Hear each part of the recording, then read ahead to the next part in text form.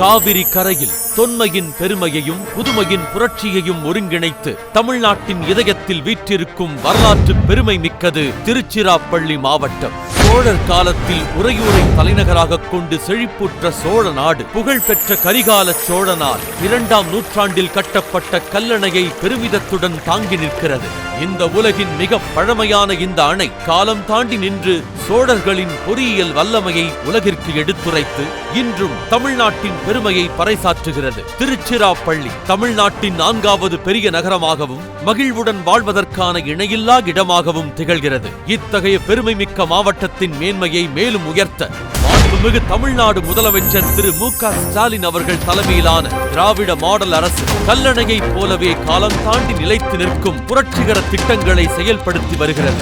மக்களின் நலனையும் மாநிலத்தின் வளர்ச்சியையும் மையப்படுத்தி திருச்சியில் நவீன உள்கட்டமைப்பு வசதிகளையும் மக்கள் நல திட்டங்களையும் தொடர்ந்து வழங்கி வருகிறார். இதன் தொடர்ச்சியாக மாண்புமிகு தமிழ்நாடு முதலமைச்சர் அவர்கள் திருச்சிராப்பள்ளி மாவட்ட மக்களுக்கு மேலும் பயனளிக்கும் வகையில் பஞ்சப்பூரில் 22 ஏக்கர் பரப்பளவில் ரூபாய் 236 கோடி மதிப்பீட்டில் பெரியார் ஒருங்கிணைந்த காய்கறி அங்காடி அமைப்பதற்கு இன்று அடிக்கல் நாட்டினார். இந்த அங்காடியில் 1871 கடைகள், 186 ஒப்பனை அறைகள், 1402 வாகனங்கள் நிறுத்துமிட வசதிகள் ஆகிய பல்வேறு வசதிகளுடன் அமைக்கப்பட உள்ளது.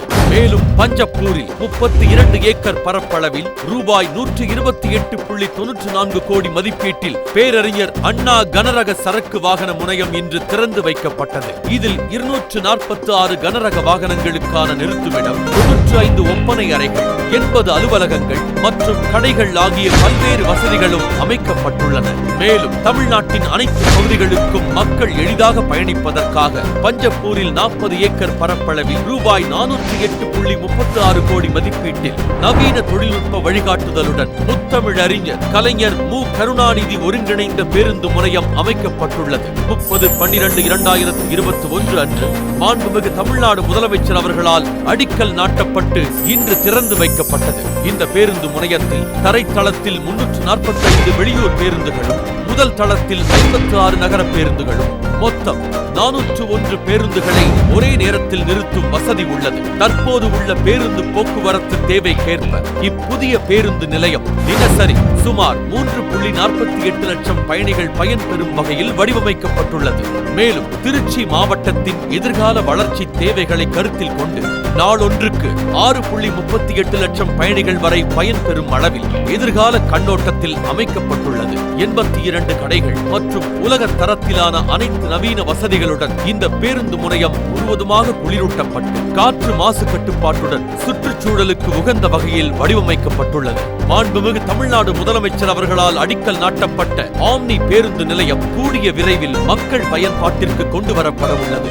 மேலும் ரூபாய் 527.63 கோடியில் 3597 எண்ணிக்கையில் புதிய திட்டப் பணிகளுக்கு அடிக்கல் நாட்டியும் ரூபாய் 1032.15 கோடியில் 7122 எண்ணிக்கையில் முடிவுற்ற திட்டப் பணிகளை துவக்கி வைத்தும் ரூபாய் 856.5 கோடியில் 1,17,132 பயனாளிகளுக்கு நலத்திட்ட உதவிகள் மற்றும் 55,834 பயனாளிகளுக்கு வீட்டுமனை பட்டா வழங்குதல் என ஆக மொத்தம் ரூபாய் 2,415.84 கோடி மதிப்பீட்டிலான நலத்திட்ட உதவிகள் இன்று மக்களுக்கு வழங்கப்படுகிறது.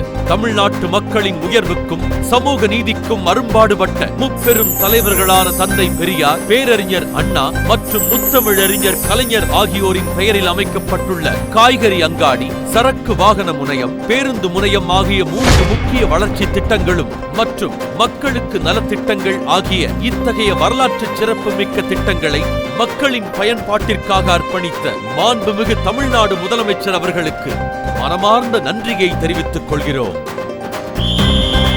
இது தொடக்கம்தான். இது போன்ற நலத்திட்ட உதவிகள் தொடர்ந்து கொண்டே இருக்கும். தமிழர்களையும் தமிழ்நாட்டையும் செழிக்க வைப்பதே திராவிட மாடல் ஆட்சியினுடைய நோக்கம். மக்களின் அரசு இது, மக்களுக்கான அரசு. இந்த சாதனைகள் தொடரும் தொடரும் தொடரும்.